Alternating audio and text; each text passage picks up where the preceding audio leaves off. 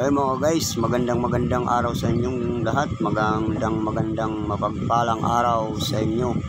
Muli na naman tayong mag-update dito sa Manila Bay, Dolomite Beach. Ayan, atin matutunghayan na napakalinis at wala pang mga taong namamasyal, hindi pa ganong karami. Pero mayroon dito tayong namataan na mga foreigner at saka parang mga Korea yata ito. Mga taga-Korea siguro ito. Ayan, nag-ano sila. Ayan, kaya tuloy-tuloy tayo sa ating update at magandang araw mapagpala at sa inyong lahat ng ating subscriber at sa mga ating mga viewers, silent viewers. Salamat sa inyong lahat at muli na naman tayong mag-update at sinamahan nyo at mag-update tayo dito sa Manila Bay. Ayun, may mga tinataas sila, mga salamin, mga sunglass. Ayun, isa nilang tinataas at may nagpipicture. Ayun, kaya nandito tayo at napaka ganda na dito sila nagpa-picture sapagkat napaka puti ng ating buhangin at napakalinis. At tayo'y mamamasyal dito sa ating Manila Bay, Dolomite Beach. Ito ay ating nabalitaan na mayroon daw dito piskel. Mga isda ay namamatay nandito sa ating dalampasigan dahil sa nawalang oxygen ang ating Manila Bay. Ating papasyalan at ating matutunghayan sa araw na ito na ipapakita ko sa inyo ang mga isdang namamatay. Ayun, may mga isda dito na mga patay. Sabi ng mga ating na pag-alaman ay nawalan daw ng oxygen sa karagatan. Kaya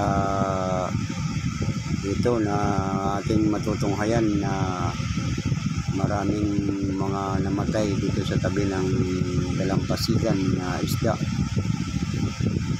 Yan, ating papasyalan at pupuntahan natin ang may makikita tayong mga namatay na isda. Papasyalan natin at dito natin makikita ang mga isdang ng mga namatay. Ayan, yun nga, mayroon nga.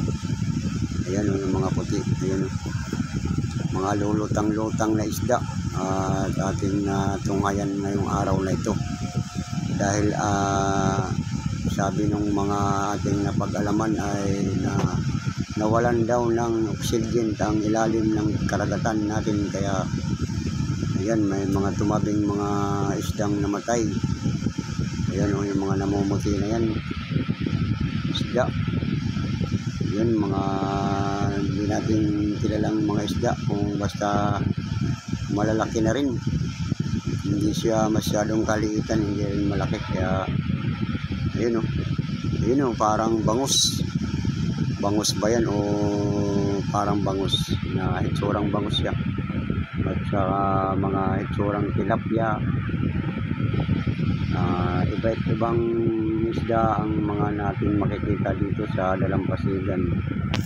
Ito yung tinatawag na piskel. Ayan, kaya ating makikita na mga isdang namatay sa ating dalampasigan. Sa lahat ng mga ating viewers natin dyan at naway patuloy kayong magsubaybay sa ating update dito sa Manila Bay. Ayan, iba namang ating update ngayon at may mga isda at may halong mga basura ang napadpad dito sa ating dalampasigan. pwede na sigurong ulamin yan kung mga nawalan lang ng oxygen kaya namatay.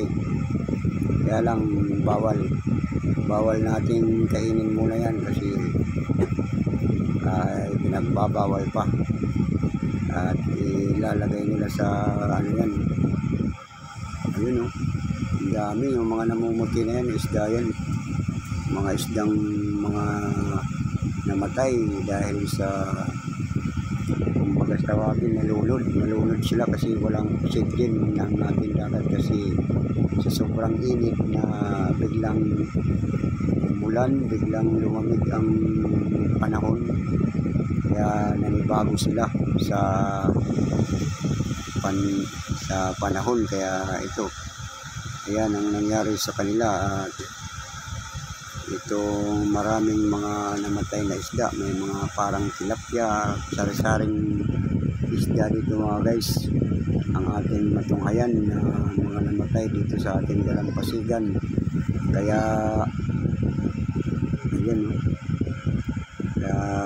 tuloy natin papasyalan at para maipakita sa inyo kung ano ang mga kaganapan dito sa ating dalampasigan sa Dolomite Beach sa Manila Bay. Kaya ating pagmasdan ang mga namatay na mga isda. Sayang naman kung ganito ang mangyayari at ang mga isda yun para siyang tilapia siya ng mga ano. Ayun, mahaba ito dito na ano, dito sa ano, kahapon lang at mayroon tayong update dito na ano, yung parang may nangingisdang bangka, mga paikot-ikot dito na pinagbabawal ng mga pulis, pinagbawalan. Kaya ngayon nagkaroon ng ano, kasi kahapon sobrang init tapos ngayon malamig naman kaya para nagulan-ulan. Kaya marami tayong matutunghayan na namatay na isda. Kaya ito mga guys, ayun iba't ibang mga sari-saring isda dito na namatay na itong kahabaan ng Dolomite Beach at mayroon mga namatay na isda. Kung iipunin ito, yung mga hindi lang ito 2 batsa o 3, kung iipunin lahat sa haba ng Dolomite Beach at atin pag-iipunin itong mga ano, marami itong isdang namatay. Ito yung tinatawag na fish kill dahil sa kawalan ng oxygen ng ating Manila Bay. Kaya ito ay namatay ang ating mga isda na nawalan sila ng ano, nalunod dahil wala siyang oxygen sa ilalim ng dagat. Kaya ito, kaya nalunod sila. Kaya napadpad sila dito sa ating Manila Bay. Kaya ayan ang dami mga namumuti na yan. Isda yan ng mga ano, yung parang tilapia. Mga tilapia siya, mga parang sapsap. Ganun ang itsura nila.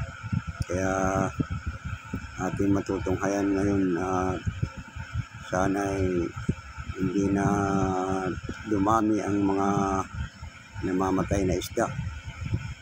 Ayan, may mga tambak pa ito ng basura, hindi pa lahat nahakot at sa sobrang dami hindi nila agad-agad na ubos. Ilang truck pa yan kasi hindi naman mga malalaki ang truck na pupunta rito kasi yung mga maliliit lang. Kaya ito, kaya ang mga naririto na kumukuha ay mga maliliit na truck lang, kaya ibang truck, ilang truck na yan ng mga inakot. Kaya ayan mga guys, ayan ang ating update ngayon at mayroon tayong fish kill na mga dito sa ating dalampasigan at ating natunghayan sa araw na ito. Kaya maraming salamat sa inyong lahat, sa lahat ng ating mga viewers natin dyan na patuloy na sumusubaybay sa ating update sa Dolomite Beach sa Manila Beach. Kaya ayan, maraming salamat. Thank you sa